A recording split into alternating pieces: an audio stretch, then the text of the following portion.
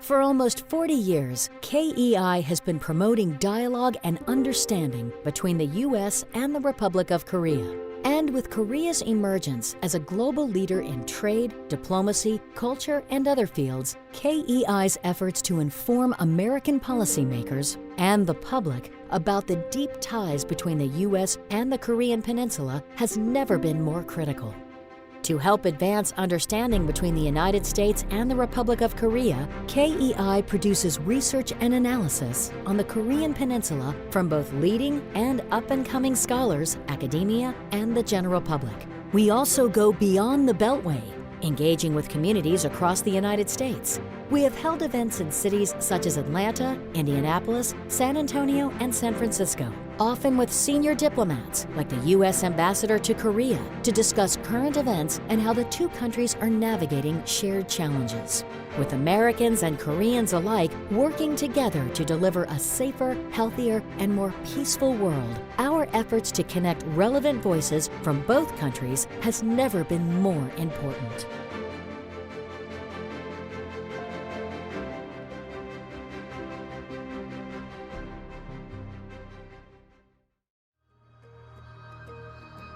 Today, on January 13th, we celebrate Korean American Day.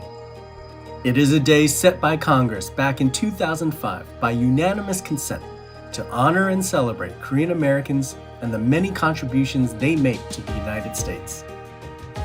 KEI is proud to have celebrated Korean American Day every year since 2008 and highlight the impact made by Korean Americans in every arena of American life, including the arts, education, sports, entrepreneurship, philanthropy, science, health, and civic leadership. A key part of KEI's mission is promoting cultural understanding between the United States and the Republic of Korea. So today, we honor two pioneers in Korean language education. Each of these educators has used Korean language in innovative ways to deepen American understanding and appreciation of Korean culture, all the while preparing the next generation of global citizens and our country's future leaders. 안녕하십니까. 환영합니다. Welcome to this virtual celebration of Korean American Day. In 2005, the U.S. Congress declared January 13th Korean American Day, and for over a decade, KEI has been hosting annual celebrations in Washington, D.C., highlighting the engagement and accomplishments of Korean Americans across the United States in a range of endeavors. This year, I think, is very special, and not only because we've gone virtual. Just last week, the new Congress was sworn in, and there are now 4 Korean Americans in the House, including 3 women. What an inspiring and historic moment in a troubled time. I am equally inspired by our honorees today and by their leadership in promoting and expanding Korean language education in the United States. Here in the US, I think we're all aware that enrollment and study of foreign language has been in decline for decades. But for some years running, here in the US, Korean has had the fastest growing enrollment of any foreign language being studied. And as someone myself who started studying Korean over 45 years ago, and I'm still studying and still trying, this makes me very happy.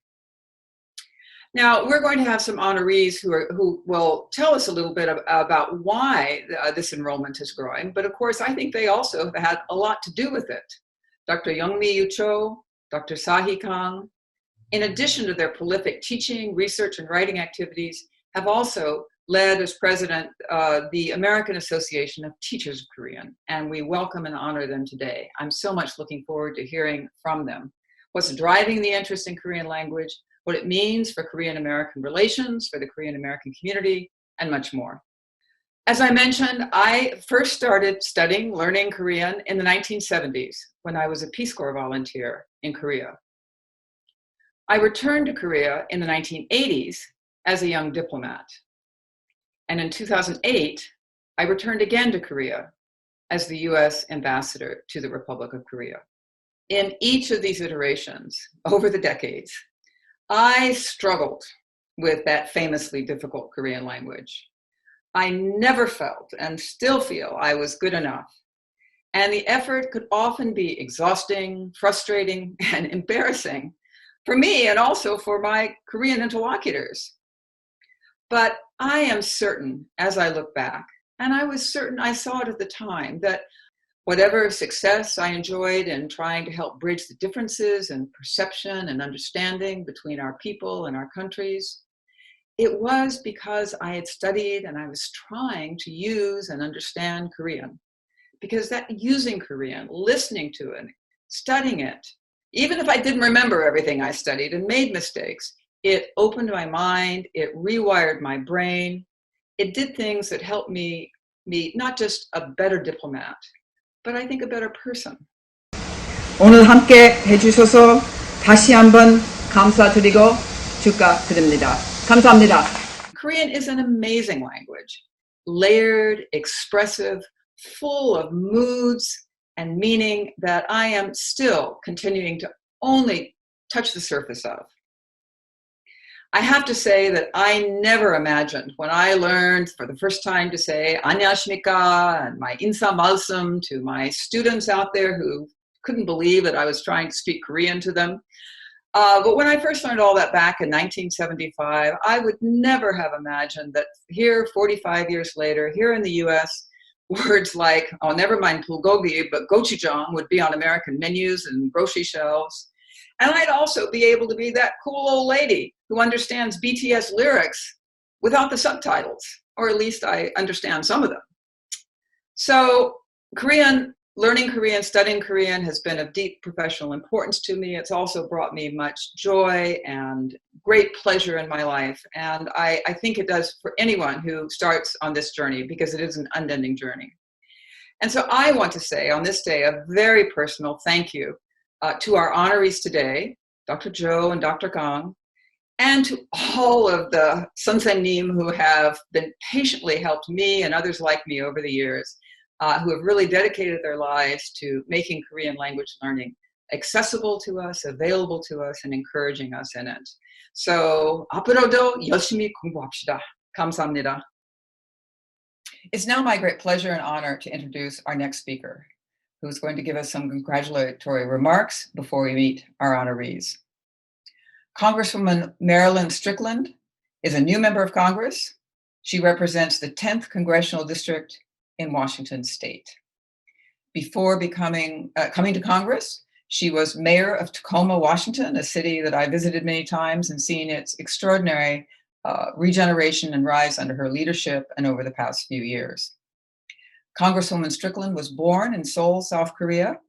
She is proud of her African-American and her Korean-American heritage, and I know has spoken very movingly about what she brings to Congress and what was so represented in her wearing of a hanbok when she was sworn into Congress as one of 3 Korean-American women joining this new Congress in a very historic moment just a couple of weeks ago.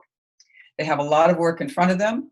We certainly welcome her and want to support her in her work on the House Committee on Transportation and Infrastructure, as well as the House Committee on Foreign Affairs.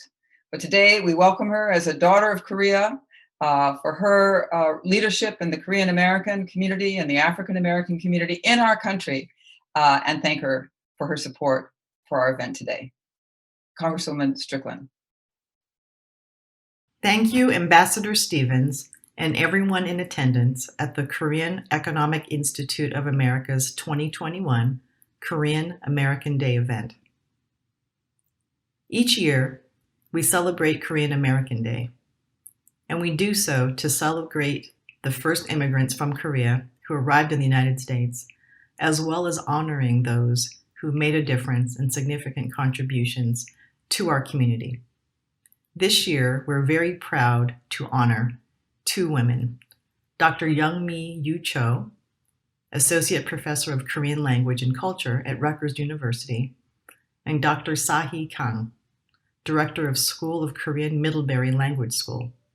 Thank you, both of you, for your work to promote and expand Korean language education in the United States. If we think about the times that we're facing, both last year in 2020 and now in 2021, we know the importance of leadership in all levels, in all places. And that means we must recognize the contributions that we have made as Korean Americans to society and to our nation.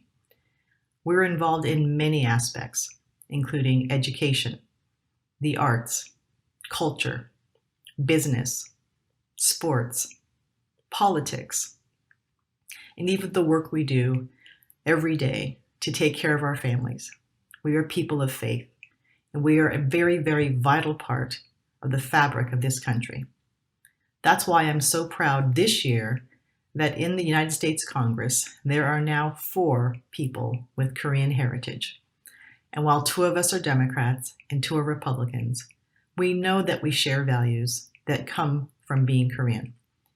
We value family, we value hard work, we persevere, and we are very, very resilient.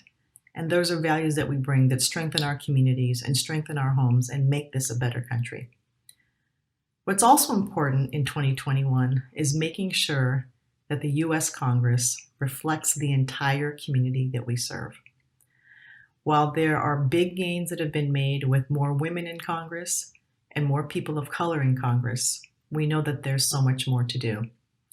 If we think about the opportunity that we have now as Korean Americans having representation in local government, in state government, and in the U.S. House of Representatives, it means that we have a stronger voice.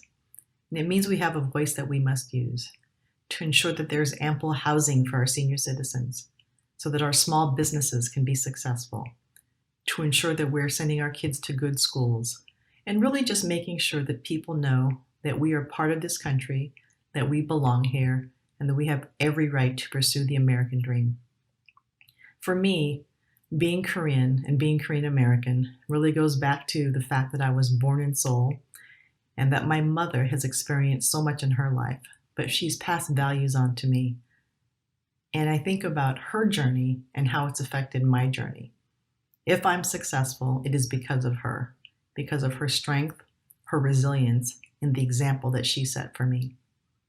So on Korean American Day in 2021, let's take pride in the fact that we contribute so much, both here in the United States and also the motherland in Korea.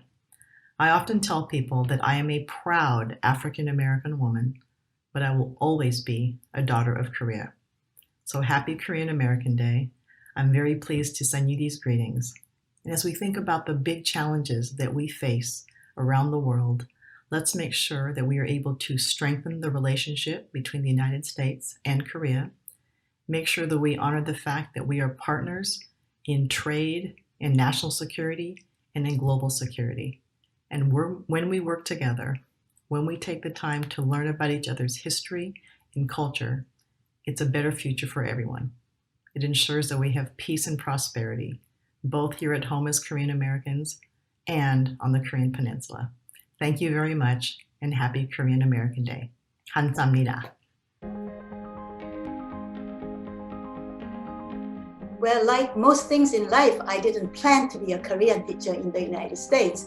I came to the States as a graduate student in linguistics in the 1980s, and that's when not many universities offered Korean language, and I was getting my PhD at Stanford University, and the chair of the East Asian Languages Department approached me and said whether I could offer 2 Korean courses. And as a linguistics major, learning language and talking about language is my field, so I gladly said yes, and sort of that's the beginning of my career as a Korean teacher.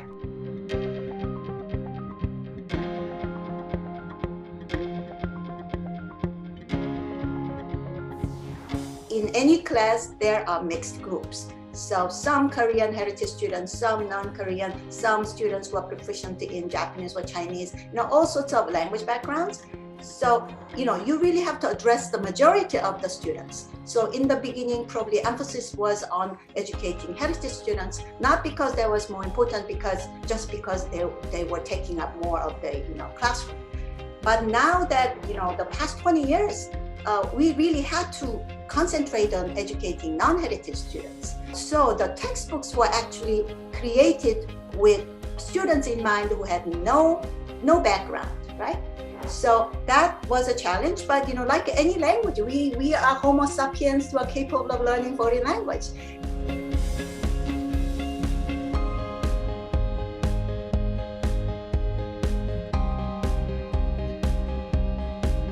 In the mid-1990s, we started the AATK, and sort of that was the kind of center, the hub for everybody to get together and start thinking of our field. So I think sort of inauguration of AATK and its many projects was the sort of the start of the professionalization of our field.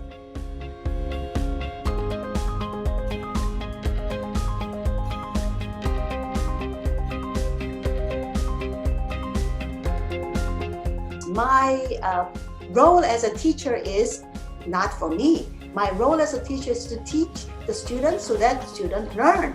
So it's not teaching aspect, it's the learning aspect. So how the students could learn better. And so if I start from their perspective, what they need, then I can be a better teacher. I am most interested now is how to incorporate culture into the language class. Language is like a receptacle for culture. So if you think Korean culture is interesting, yes, Korean language is something you should learn.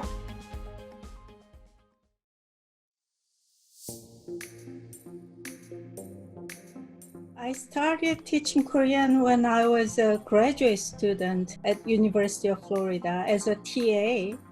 But in fact, I started teaching it to American students back in Korea during my college time.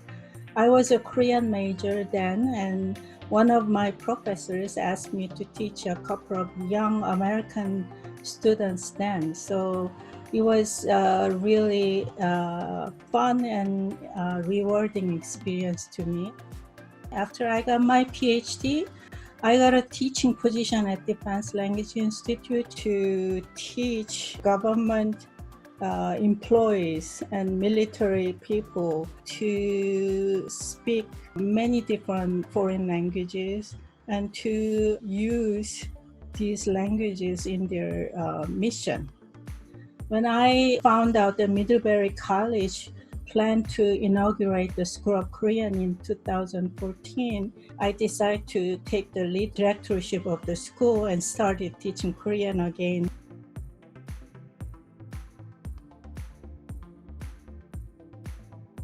So it is interesting to watch and very attractive for young students. A lot of students were very surprised when I first announced it to the campus, and there were so many applicants. It's interesting to see how lyrics of BTS songs are made. Very creative, and the language play within their lyric is very interesting to many scholars actually. Our first mission is to educate our students to become a future global leader, I believe. And in order to be a global leader or even global citizen, I think learning a language with its different cultures is a compulsory thing. 한국말을 많이 활용하시고. 네. 감사합니다, 여러분. When you learn another language or second or third language, suddenly the second, third world is open to you, and then vast opportunities are there.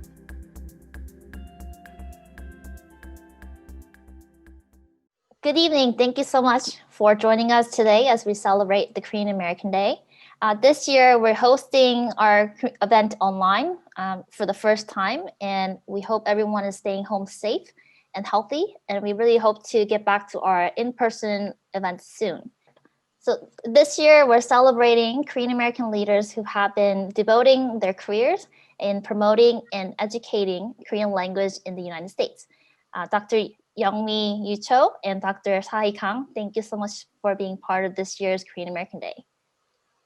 So we learned a little bit about you in the earlier videos on your background and on the work you have been doing. And I would like to take this time to discuss more broader topic related to the Korean language education in the United States. So first, I know both of you not only teach Korean language, but you also spend a lot of time educating students on Korean culture. So I would like to ask you, why is it so important for your students to learn the Korean culture in addition to learning the language? For one thing, language already has an embedded culture in it. So especially a language like Korean, where you have to care about honorifics, who you are speaking to, and all the other social linguistic issues, it is impossible to teach the language without incorporating culture of various kinds. Yes. I can go on, but I will pause and have Dr. Kang. Yeah, I'm picking up from what Dr. Jo said, and we always say that language is inseparable from its culture, meaning that culture is embedded in the language. And also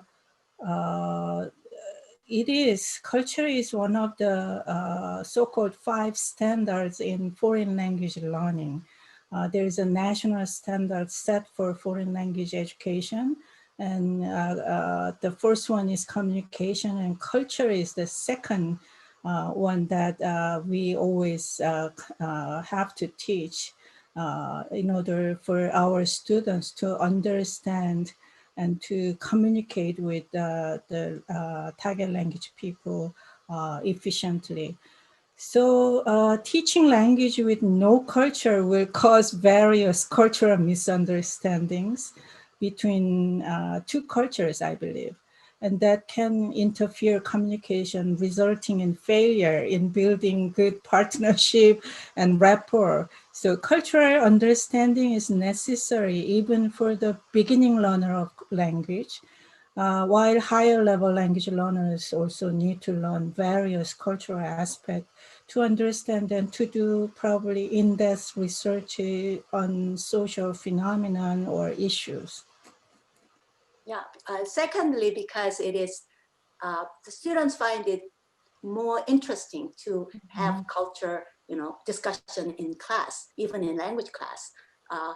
So for instance, if I tell them why uncle is called Samcheon and your cousin is called Sacheon, and give you the whole family tree, then suddenly nobody's sleeping. They're all excited to learn that small bit of culture, and sort of kinship terms cannot be discussed without referring to the Confucian culture. So it's inherently more fun to incorporate culture in the language classroom. Absolutely. And also, I think Korean is such an interesting language, and there's so much background and history that is ingrained in the language as well. So a lot of the words, they have deeper meaning and deeper origin, like some of the ones that you mentioned. So I think the culture definitely helps people understand the language as well. So we're seeing the rise of popularity of Korean culture recently, and ranging from the Korean dramas to Korean movies to K-pop. And how do you see the popularity of Korean culture impacting your class and your students? Definitely, I must say that it is such an exciting time for all language educators, or Korean language educators. And as you can imagine that our students are, some of them, not all of them though, some of them are very excited with K-pop singers and K-dramas and other entertainment shows, Korean shows and movies. So I would say it certainly has quite some impact on Korean classes. As you probably heard from news media, Middlebury started learn Korean with BTS this fall semester. And we had to put half of the interested students in wait list. We couldn't accept all of them because so many students showed great interest in learning Korean using these BTS textbooks. And we have Korean Student Association hosting annual Korean pop concert, even without many Korean courses on campus.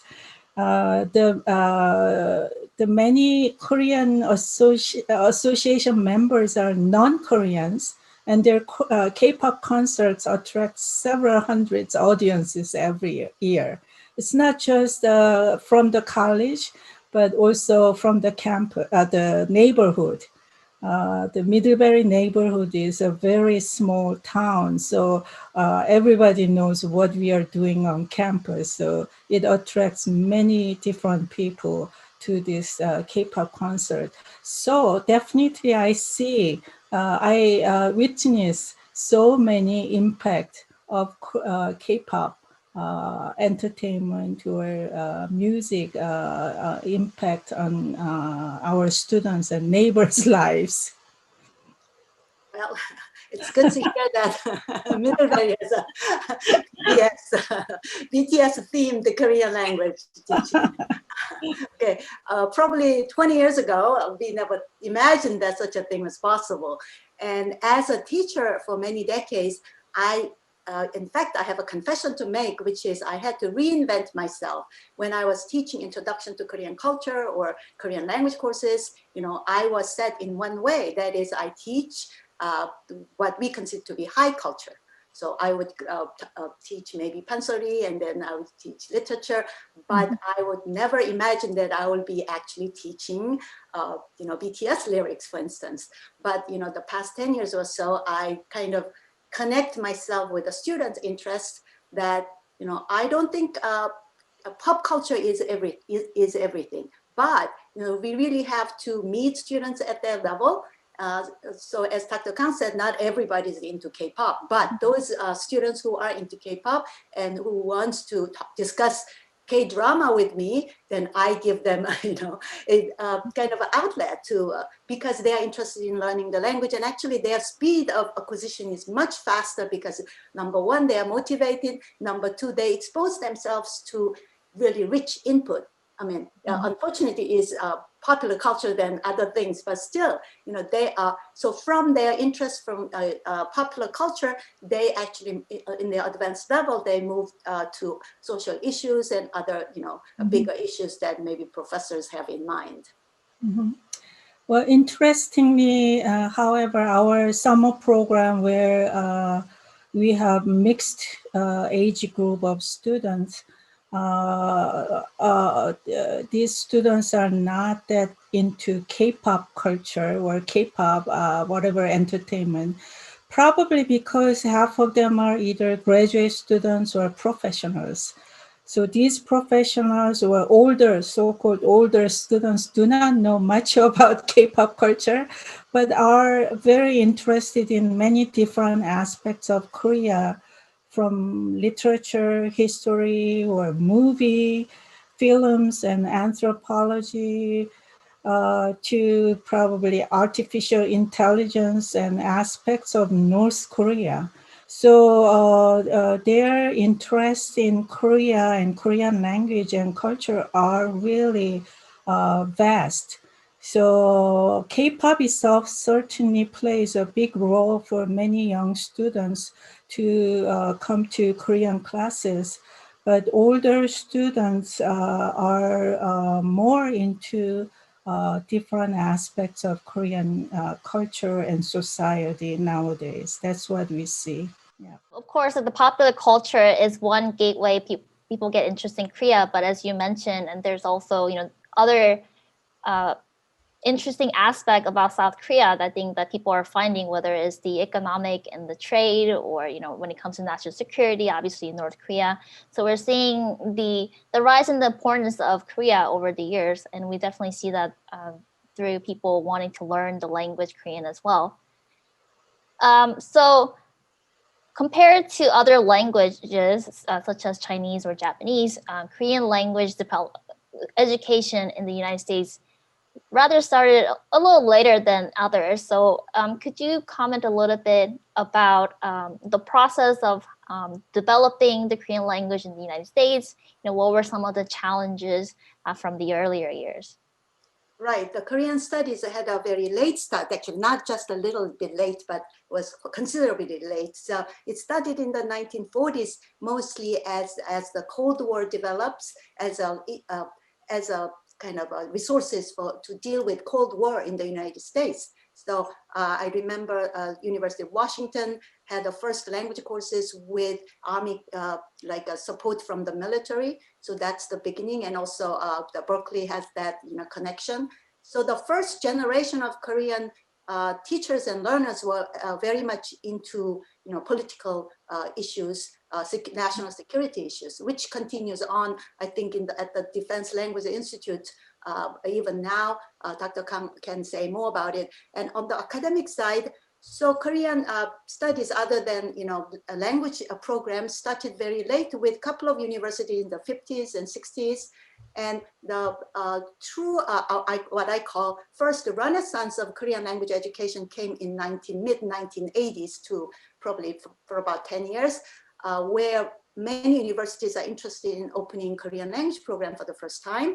And that's because the result of the Immigration Act of 1965, where from 1965 for the next 15 years or 20 years, massive Korean American immigration happened, and the children of the first immigrants were reaching the college age. So they would come to the university and discover that, well, there is no Korean language, we'd like to learn that. So, and then by that time, South Korea has gained enough, recognition in the world economically, and also with the 1988 Summer Olympics. So it has the international recognition.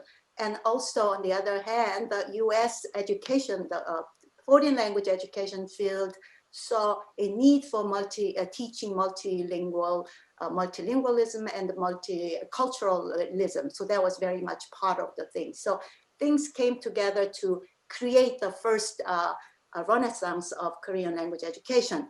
And then sort of second one, I call it the Korean wave, the Hallyu waves that we just talked about, how popular culture kind of hit the American shore so that, now everybody demands. I got recently a letter email from a parent who's saying, oh, I have 2 daughters and both of them are so interested in learning Korean language. I'd like to see where the university has the, a robust Korean language program, which I was very happy to sort of answer. So that's sort of they came in several phases, and each phase has different characteristics. Well, I probably can talk a little bit about the U.S. government development of Korean language program in different agencies. As you probably know, that I used to work at Defense Language Institute for more than 2 decades, and it is the probably world largest language teaching institution, and we are teaching 60 different languages currently.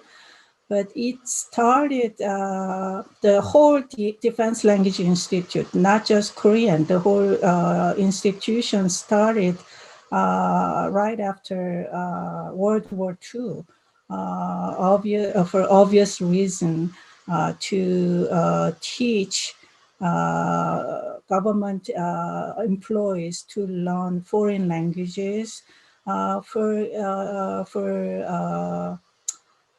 for the purpose of defending its own country.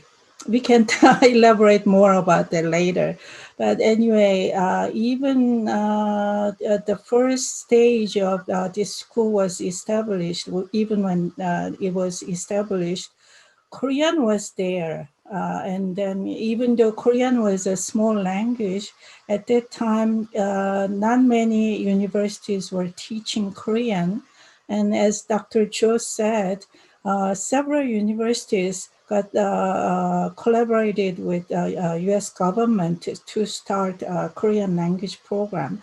In addition to that, the U.S. government, especially Department of Defense, launched this Defense Language Institute where they focus on teaching language as well as culture only. So Korean program was, as I said, relatively small at the beginning, but I believe in starting from 90s, end of 90s and early 2000, the enrollments in Korean program has doubled and tripled rapidly at that time for obvious national security reason. And then it has grown and grown. And then in 2008, for some reason, the US government decided to cut Korean program into half. So it shrank a little bit. But shrank means that it still is a very big program, and meaning that there are almost like 150 faculty members who are teaching Korean and Korean language as well as culture. So generally, Defense Language Institute focus on real life language ability as an outcome, learning outcome. So they focus on realistic language use from the day one. So it is more like a total immersion program for every language. And Korean is one of them, and the graduates are generally showing quite high level proficiency at the end of their graduation. I'd like to add one more thing about sort of the exciting development of Korean language education and Korean studies field in the United States and Canada the past maybe 10, 15 years. So when I started teaching some decades ago, it was just language classes and there was no connection with the Korean content courses or Korean studies. So while the department had robust Chinese and Japanese studies program, along with multi-level language courses. And what I see in the past 10, 15 years is that now people recognize that just offering a language, just offering a Korean content course, Korean history or Korean literature is not going to be enough. You really have to combine the language and the content so that you actually have a more full grown program. Absolutely. I think those are all important. And also, I'm glad to see more schools that offer Korean language programs and also, the Korean studies in general. Like you mentioned, language is an important part of understanding a culture, and also, combine that with history and, other economic factors. All of it included helps people understand the country, South Korea better. And I'm sure that would also contribute to better diplomacy, better understanding of another country and people in general. And I want to talk a little bit about the AATK that you mentioned. And both of you have served as president in the previous years, and both of you are very involved with AATK. So I would like to ask you, and I think that collective effort is really important. Of course, both of you have contributed a lot to Korean education at your schools, but there are also so many other Korean teachers, all across the United States, in North America, and also elsewhere too. So tell us a little bit more about the AATK and why is it so important to you to be involved in that community of Korean teachers? To me, AATK has been the backbone or home to Korean language teaching community, and of course to me too. We just had 25th annual conference virtually last summer, and I always felt that it is the organization that nurtures me with new ideas and supports of my Korean teaching colleagues. We were able to create the national standards for Korean language in 2012. And that was possible because we had a connection with a big organization, and we'd like to situate our Korean language education in the kind of context of foreign language education in the United States. And you can learn from other fields as well as you sort of think about your identity. What can we do, or how can we learn from them, or also what can we teach to them through unique characteristics of Korean language and culture, and also practices that we we are daily engaged in. When it comes to language, I think the roles of the language teachers are so important. And speaking from my own experience, I've learned a lot from my language teachers, whether, it was the English for me when I was learning English as a second language, or Chinese as I was learning them. And I'm sure you've also met many, many students throughout your career. And I was wondering, what are some of your, most rewarding experience that you had during your teaching career so far? One of the most moving experiences that I personally experienced was a adoptee student who came to our university with a specific purpose of studying Korean so that he could reach the proficiency level to write a letter to his birth mother. And when I had him in my 101 Korean 101 class, he came to see me, and that's what he wanted to do. So for the next 3.5 years, we were able to educate him. And after he graduated and were in a medical school, he sent me a letter in English and in Korean, and to sort of check the translation quality of it. And it was such a moving letter that he really wanted to sort of connect with his birth mother. And the letter was sent, and a couple of months later, he got a letter back from his mother in Korean. So that's one thing that, why do we teach? Because people want to learn the language. And there are many reasons why people want to learn the language. In this particular case, there was the student who wanted to be connected with his birth mother. And the happy ending is that they were able to, get together and meet. Not only that, his Korean was good enough to be able to have a real communication. And his Korean is getting better every day because he talk with his mother every day. Well, I have to say the similar story because we are always having these great experiences with our students who I don't know, we might influence their lives, but I know that my students are really influencing my life too. And many students always commented that learning Korean language, not only the language and culture, but the process actually with the professors actually helped them to do better in their lives. And some students even mentioned that learning Korean language actually changed their lives.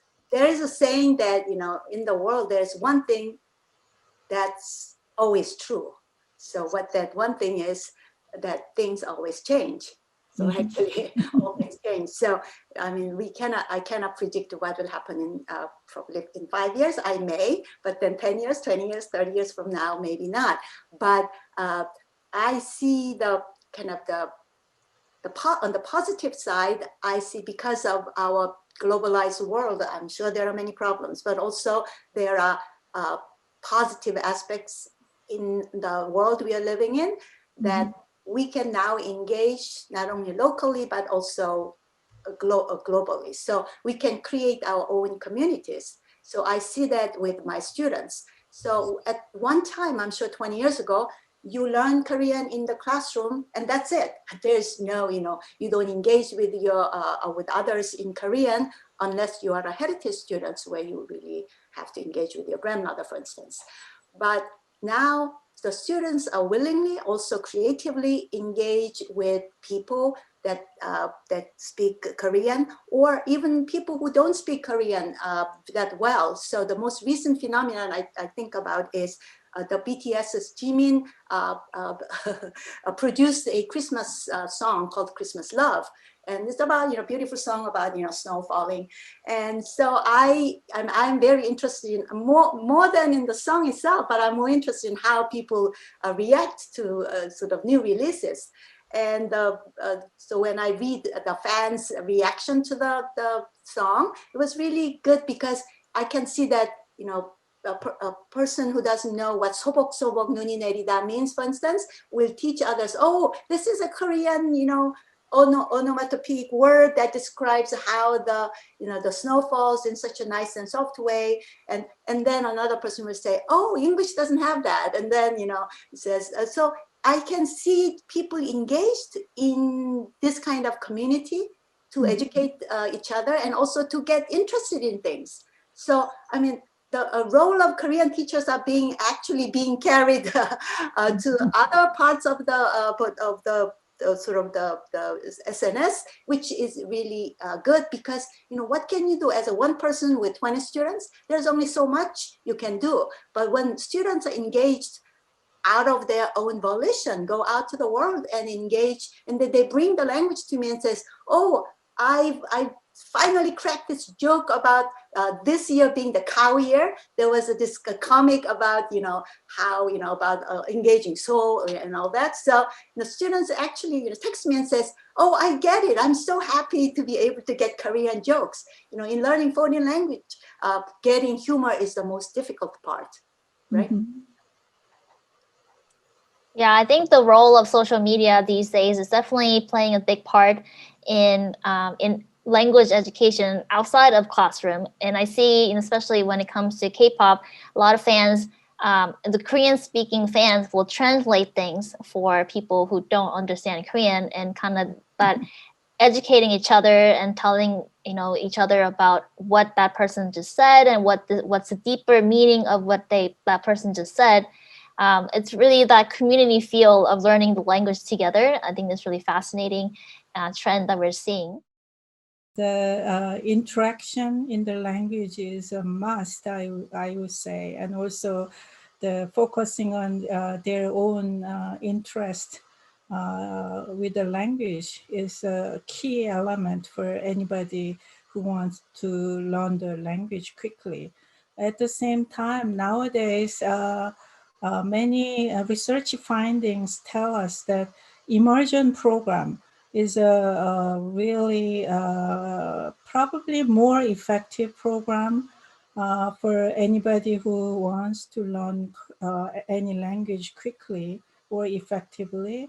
So if anyone has chance, they can do study abroad program. If it is too costly, they can probably do some online program.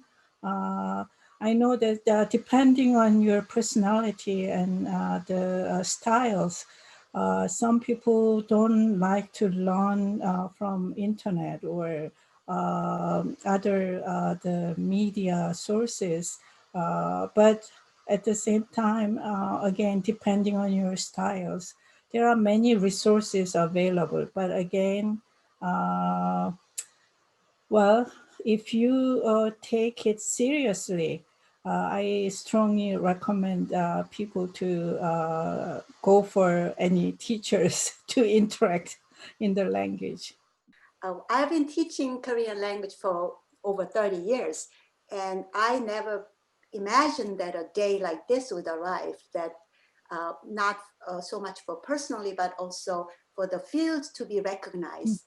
And this is a momentous time in history because Korean language education, Korean language is one of the fastest growing foreign languages in the world, in the United States actually, because you know, the latest statistics says all the other foreign languages enrollment has dropped except Chinese, Japanese, and Korean. And Chinese and Japanese enrollment growth maybe 2 to 5%, while Korean language has grown by 95%. So you can see a big contrast here. So personally, I am so happy that I am alive at this point in the field of Korean language education, and